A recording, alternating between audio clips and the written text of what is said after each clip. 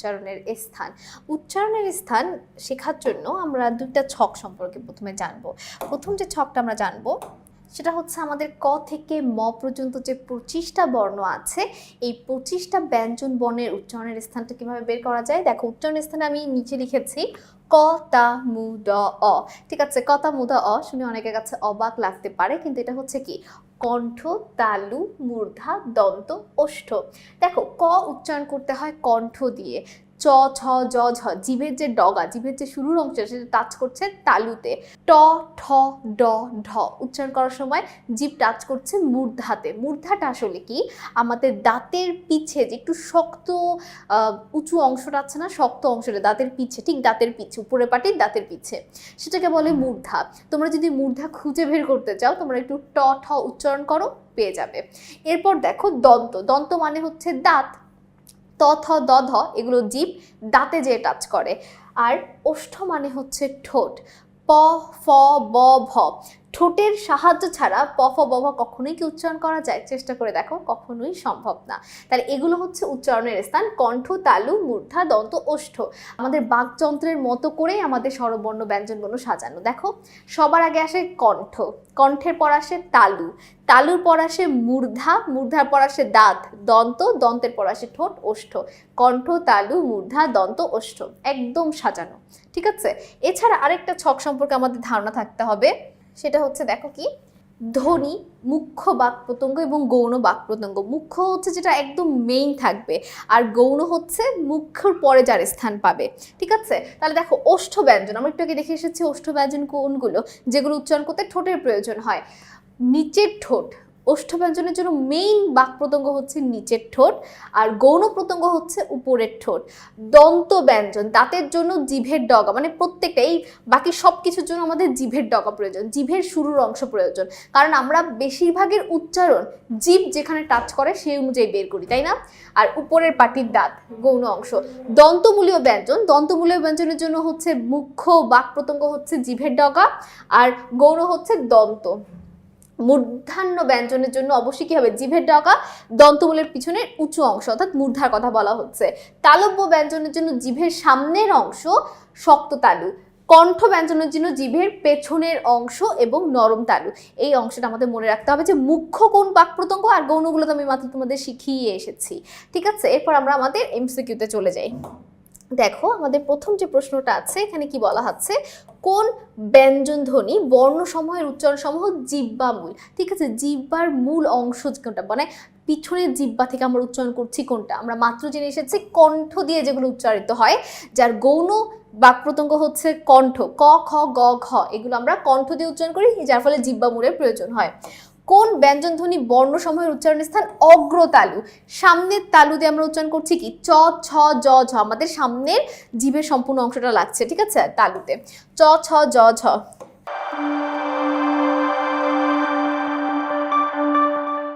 উচ্চারণের স্থান অনুযায়ী বয়শূন্যরা, ডয়শূন্যরা, ঢয়শূন্যরা কোন ধরনের বর্ণ?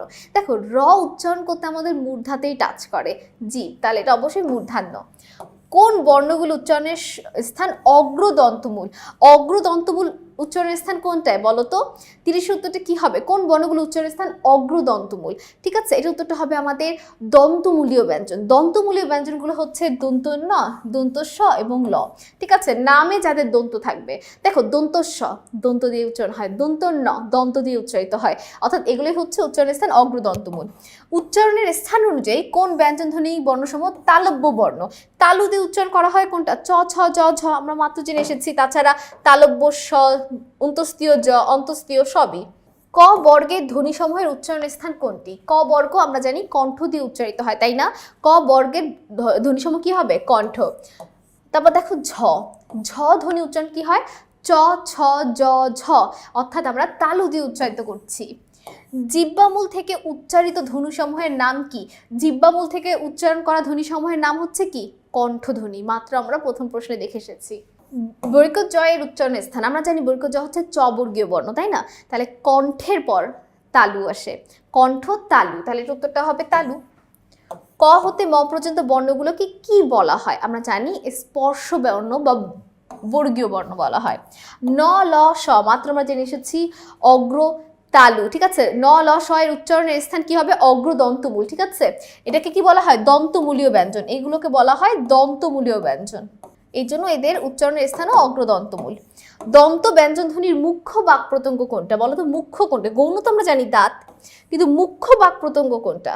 নিচের ঠোঁট, জিভের ডগা, আলজিভ নাকি দাঁত? অবশ্যই জিভের ডগা। বেশিরভাগেরই জিভের ডগা দিয়েই আমরা উচ্চারণ করি, সেটা মূর্ধা হোক, দন্ত হোক, তারপর হচ্ছে তালুর ক্ষেত্রে একটু আলাদা, কিন্তু মূর্ধা, দন্ত এগুলো বেশিরভাগই আমরা জিভের ডগা দিয়ে উচ্চারিত করি।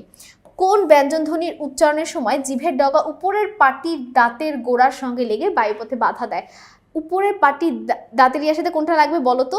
তাহলে আমরা যদি উচ্চারণ করে দেখি, যেগুলো হচ্ছে কি আমাদের দন্তমূলীয় ব্যঞ্জন, দন্ত ন, ল, দন্ত স, এগুলো উচ্চারণ করতে আমাদের উপরের পাটির দাঁত, অর্থাৎ উপরের যে দাঁতগুলো আছে সেটার গোড়ার সঙ্গে লেগে বায়ুপথে বাধা দেয়। তালব্য ব্যঞ্জনের উদাহরণ আছে কোন শব্দে? তালব্য ব্যঞ্জন কোনগুলো সেগুলো আমরা জানি, চ, ছ, জ, ঝ, এগুলোকে বলে তালব্য ব্যঞ্জন। এছাড়া আমাদের উদাহরণের প্রথমটাই হচ্ছে তালব্য স দিয়ে, তাহলে এটাই তো আমাদের সঠিক উত্তর হবে, কারণ ঘাস, কল, দল এগুলো তো তালব্যর মধ্যে পড়ে না। কম্পিত ব্যঞ্জনের উপস্থিত আছে কোন শব্দে? এটার উত্তরটা হবে চানাচুর, চানাচুরে আছে। উচ্চারণের স্থান অনুযায়ী তালব্য স কেমন ধ্বনি? দেখো, এটার নামই হচ্ছে তালব্য স, তাহলে এটাকে আমার আবার তোমাদের বলার দরকার আছে যেটা উচ্চারণ স্থান অবশ্যই তালব্য। দন্তস্বর উচ্চারণ স্থান দন্ত, মূর্ধন্য স্বরের উচ্চারণ স্থান মূর্ধা, খুবই সহজ। 43-এ বলা আছে উচ্চারণের স্থান অনুসারে উষ্ম ব্যঞ্জন ধ্বনিগুলোকে কি কি ভাগে ভাগ করা যায়? দন্তমূলীয়, তালব্য এবং কণ্ঠনালীয়, ঠিক আছে। কারণ কি হচ্ছে দেখো, দন্তমূলীয়র ভিতরে পড়ে কি? দন্ত স, তালব্যর মধ্যে পড়ে তালব্য স এবং কণ্ঠনালীর মধ্যে পড়ে হ। আমরা জানি উষ্ম ব্যঞ্জন হচ্ছে তালব্য স, দন্ত স এবং হ, এই জন্য এটা সঠিক উত্তর কি হবে? ক। ক ধ্বনির উচ্চারণের স্থান কোনটি? আমরা জানি ক ধ্বনির উচ্চারণের স্থান হচ্ছে জিহ্বামূল, ঠিক আছে।